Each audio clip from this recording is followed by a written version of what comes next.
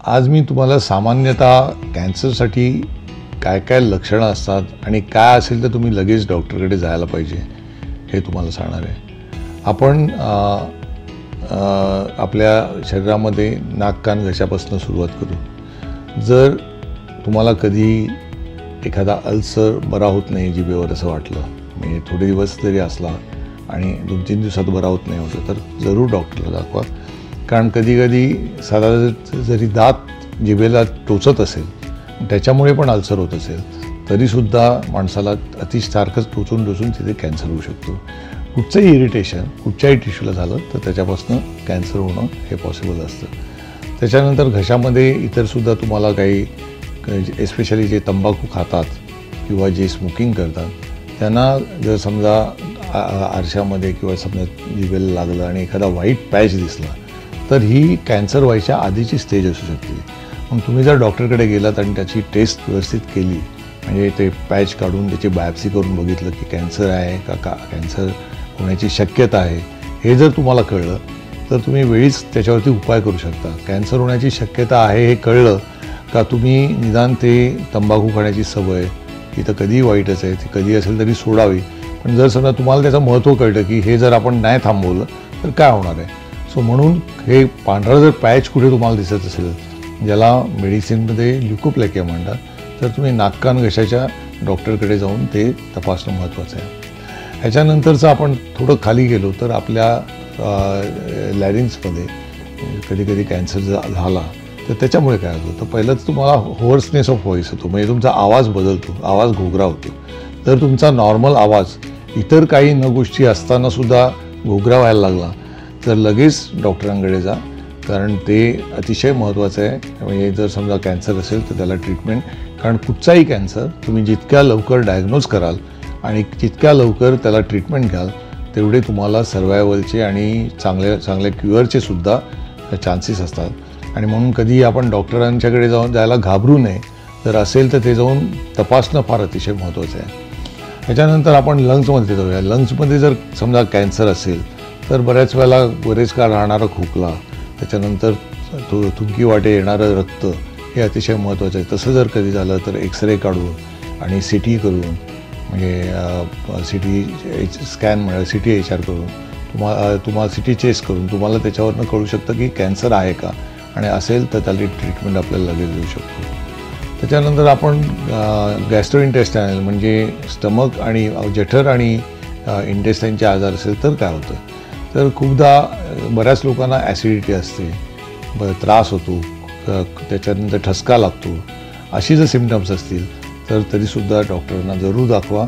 त्याला गॅस्ट्रोएंट्रोलॉजिस्टकडे जायला लागतं, म्हणजे ज्याला GI म्हणतात, जे जठराचे आणि इंटेस्टाईनच्या विकाराचे स्पेशालिस्ट आहेत, त्यांच्याकडे जावं. त्याच्यामध्ये असं असतं की समजा त्यांना संशय असेल तर ते गॅस्ट्रोस्कोपी करतात. म्हणजे आजकाल एखादा स्कोप, म्हणजे छोटी एक नळी असते फायबर ऑप्टिक, ती जर समजा तोंडावाटे आपण घेऊन ते स्टमकमध्ये घेतली तर त्यांना दिसू शकतं आतमध्ये काय आहे का नाही, आणि असेल तर काही सस्पेक्टेड तर ते तुम्हाला सांगून त्याच्यावरती काय करायला पाहिजे हा इलाज सांगू शकतात.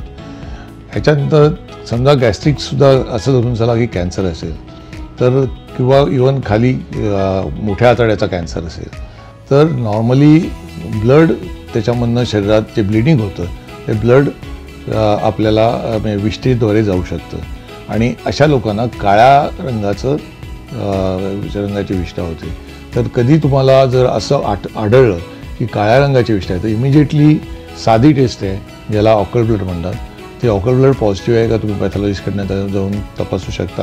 आणि ती जर पॉझिटिव्ह असेल तर कुठेतरी आतमध्ये ब्लिडिंग होते, मग त्याचं कारण काय हे शोधण्यासाठी तुम्हाला GIकडे जाणं आवश्यक आहे, ज्याच्यामध्ये ते गॅस्ट्रोस्कोपी किंवा कोलोनोस्कोपी करून फाइंड आउट करू शकतात की आतमध्ये काही कॅन्सर आहे का, आणि त्याप्रमाणे तुम्हाला ते ट्रीटमेंट देऊ शकतात. ह्याच्यानंतर शरीरावरती कुठेही गाठ असेल तर ती डॉक्टरांना जाऊन दाखवणं कधीही महत्त्वाचं आहे. आजकाल अनेक टेक्निक्स आहेत, जसं सोनोग्राफी आहे किंवा FNAC आहे. FNACमध्ये आम्ही निडलने त्यातलं मटेरियल घेतो, साध्या सिरिंजला एक निडल लावून त्यातनं मटेरियल खेचून घेतो, आणि त्याच्या सेल्सवरनं आम्ही बघू शकतो की चान्सेस आहेत का की बाबा कॅन्सर आहे का नाही. आम्हाला जर चान्सेस वाटले तर बायोप्सी करून ते कन्फर्म करता येतं. आणि ह्याच्यानंतर जर समजा तरीसुद्धा एखादी गाठ असेल आणि ती ट्रीटमेंटने आधीच्या टेस्टने बरी होत नसेल तर ती गाठ काढून तपासणं ही अतिशय महत्त्वाचं आहे. नॉर्मली मानेमध्ये येणाऱ्या गाठी या आयदर ट्युबरक्युलोसिसच्या असू शकतात किंवा कॅन्सरच्याही असू शकतात. तर म्हणून तपासणं आणि फाइंड आउट करणं की हे काय आहे, हे का झालं आहे, हे अतिशय महत्त्वाचं आहे. बायकांमध्ये स्तनांचे आजार हे अतिशय कॉमन आहेत. स्तनाच्या आजारासाठी बायकांना नेहमी जागृत राहायला पाहिजे. त्यांनी आपल्याकडे बरेच यूट्यूबवरती व्हिडिओज असतील ज्याच्यामध्ये सेल्फ एक्झामिनेशन म्हणजे स्वतः एक्झामिनेशन कशी करतात हे दाखवलं असेल. मधून ते करून जर कधी तुम्हाला गाठ आढळली तर अजिबात विलंब न करता तुम्ही सर्जनकडे जाऊन किंवा डॉक्टरकडे जाऊन त्या गाठीसाठी पुढे तपास करायला पाहिजे. कुठचीही स्तनामध्ये गाठ ठेवणं हे योग्य नसतं. ती काढून तपासणं आणि त्याच्यामध्ये कॅन्सर नाही हे एकदा सिद्ध झालं मग आपण सुटकेचा निश्वास टाकू शकतो. आणि जर आपल्याला ही गाठ मॅलिग्नंट मिळाली म्हणजे कॅन्सर आहे असं कळलं तरीसुद्धा आजकालच्या दिवसामध्ये ट्रीटमेंट एवढी चांगली आहे की नुसती गाठ काढून किमोथेरपी देऊन सुद्धा कित्येकांना बरं वाटतं. आणि जर समजा ते ॲडव्हान्स असेल तर काही ऑपरेशन्स करायला लागतात. म्हणून ह्याच्यासाठी आपल्याला हे तपासणं हे अतिशय महत्त्वाचं असतं आणि जागृत राहायला पाहिजे. तसंच समजा बायकांना गर्भाशयामधनं ब्लिडिंग जास्त वेळ होत असेल तर तेही तपासणं महत्त्वाचं आहे.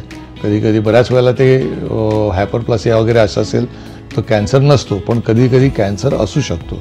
म्हणजे सर्विक्सचा किंवा गर्भाशयाचा कॅन्सर आहे का हे तपासणं महत्त्वाचं असतं. सर्विक्सचा कॅन्सर न होण्यासाठी प्रिकॉशन म्हणून पॅप्समियर नावाची टेस्ट आहे ज्याच्यामध्ये गर्भाशयाच्या त्या सर्विक्स म्हणजे जे खालचा भाग असतो त्या भागातनं काही सेल्स घेतात.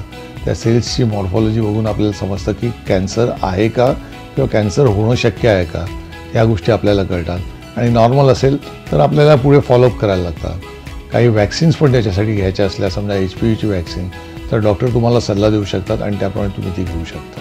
हे असे अनेक वेगळे उपाय आहेत, वेगवेगळी लक्षणं आहेत. जर आपण वेळेवर ह्याच्यासाठी उपाय केले तर आपलं आयुष्य सुखकर होऊ शकतं, दीर्घ आयुष्य होऊ शकतं.